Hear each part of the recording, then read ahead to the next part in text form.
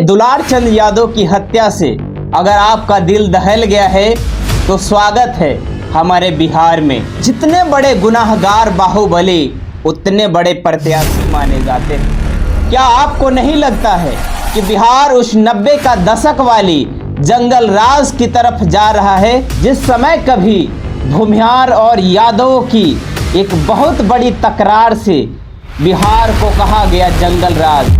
मैं ये नहीं कह रहा हूँ कि सिर्फ 90 के दशक में ही जंगल राज था। 90 के दशक से भी ऐसे जंगल राज थे जो दिखाया नहीं गया, जहाँ पे बंदूकें दिन रात बोलती रहे, सड़क खूनों से लाल होती रहे, किसी भाई का किसी बहन का अपना खोता रहे। तो सवाल ये है कि क्या उन्हीं पथ पे बिहार चलने के लिए तैयार है, और ऐसे बिहार के साथ क्या आप भी चलने के लिए तैयार हैं? मोकामा में हुई गोलीबारी और उसमें दुलार चंद यादव की हत्या से अगर आपका दिल दहल गया है तो स्वागत है हमारे बिहार में, जहां पे बाहुबलियों को टिकट दिया जाता है और जितने बड़े गुनाहगार बाहुबली उतने बड़े प्रत्याशी माने जाते हैं। आप सोचिए, क्या आपको नहीं लगता है कि बिहार उस 90 का दशक वाली जंगल राज की तरफ जा रहा है, जिस समय कभी भूमिहार और यादवों की एक बहुत बड़ी तकरार से बिहार को कहा गया जंगल राज। क्या आज लग रहा है कि बिहार उसी मोड़ पे खड़ा है? तो स्वागत है हमारे बिहार में, क्योंकि बिहार में आने से बहुत सारे लोग, अलग अलग स्टेट के लोग डरते हैं इसी कांडों की वजह से।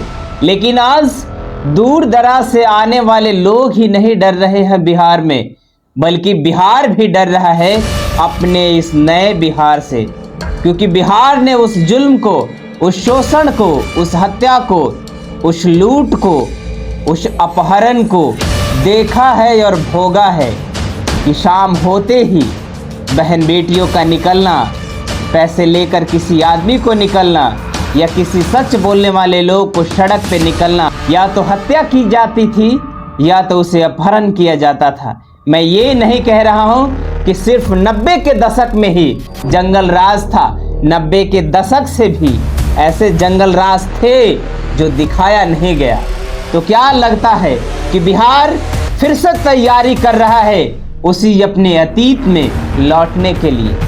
सवालों के साथ घेरे में खड़े हैं तमाम बिहारवासी, जो ये चाहते हैं कि बिहार में अमन हो, शांति हो, भाईचारा हो और विकास हो। इस बिहार में शायद ही एक दो अगर पार्टी जो नई पार्टी हैं या एक दो उम्मीदवार छोड़ दिया जाए तो शायद बाहुबली नहीं है, नहीं तो जितने भी लोग हैं किसी न किसी पे, किसी न किसी जमाने में या न किसी तरीके से उन पे ऐसे ऐसे संगीन आरोप हैं, लेकिन आरोपों की वजह से ही है बाहुबली होने के बाद भी एक अच्छे कैंडिडेट माने जाते हैं। आप सोचिए, क्या ये लोकतंत्र की हत्या नहीं है कि एक आपराधिक मामले में लिप्त इंसान, क्या लगता है कि जनता की, बिहार की वो भलाई कर पाएगा?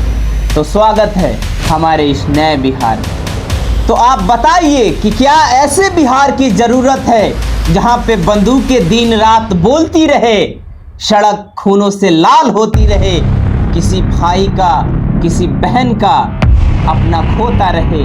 तो सवाल ये है कि क्या उन्हीं पथ पे बिहार चलने के लिए तैयार है, और ऐसे बिहार के साथ क्या आप भी चलने के लिए तैयार है?